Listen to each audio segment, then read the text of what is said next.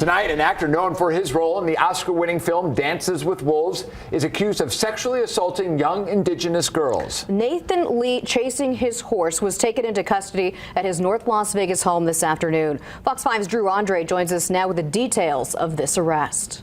Well, Kim and John, the former actor's arrest stems from crimes allegedly committed in Clark County, including sex trafficking and sexual assault of a child under 16. According to a search warrant, Nathan Chasing Horse is believed to be the leader of a sex cult that's known as The Circle. Police raided his home earlier today. Nathan Chasing Horse's arrest comes after a months-long investigation.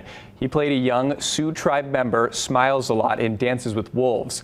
He gained a reputation from tribes across the country as a so-called medicine man who performed healing ceremonies and spiritual gatherings.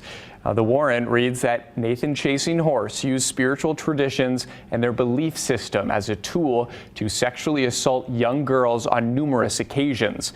Police allege these crimes spanned over the course of 2 decades. Now, Chasing Horse's arrest comes as lawmakers around the country are looking into creating specialized units of policing to handle cases involving Native American women.